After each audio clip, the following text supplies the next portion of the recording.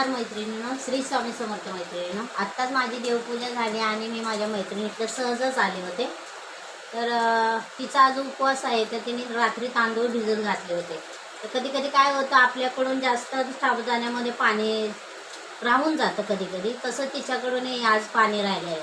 तर ते वेस्टेज न घालवता आपण त्याची एक नवीन रेसिपी करू शकतो. तर मी तिला एक आयडिया दिली की आपण त्याची तिखटवाली खीर बनवूया.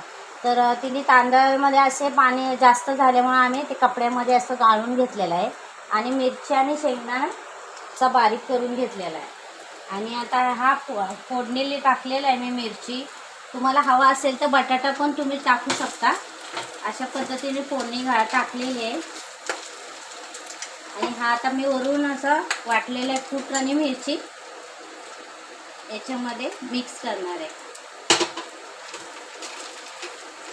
हे पहा, अशा पद्धतीने साबुदाणा पूर्ण आता शिजलेला आहे. आता याच्यामध्ये 1 ते 2 ग्लास आपण पाणी ॲड करूया.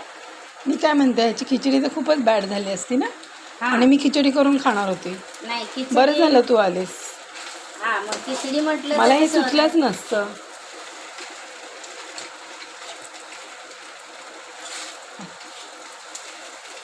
पाणी टाकतेस ना. पाणी ते पण 2 ग्लास पाणी मटक्यातून घे ना, ह्याच्यातून घे ना, मिक्सरच्या भांड्याला लावलं आहे.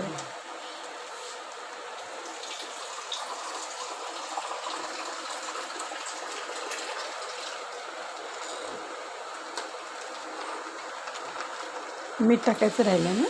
मीठ ऑलरेडी अगोदर आपण टाकले फोडणी. हां हां, अजून लागलं तर आपण चवीनुसार मीठ घालूया. हो हो.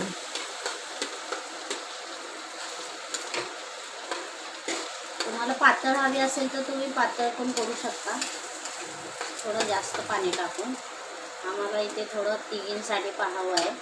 आम्ही थोडंसं घट्टच ठेवणार आहोत.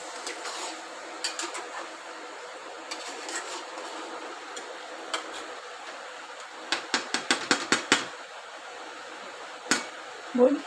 हे पहा, अशा पद्धतीने ही आपली खिचडी अशी तयार होणार आहे, साबुदाण्याची तिखटवाली खीर. तर एकदा तुम्ही नक्की ट्राय करून बघा आणि रेसिपी कशी वाटली ते मला लाईक आणि व्हिडिओमध्ये जरूर कळवा. धन्यवाद मैत्रिणींनो. श्री स्वामी समर्थ.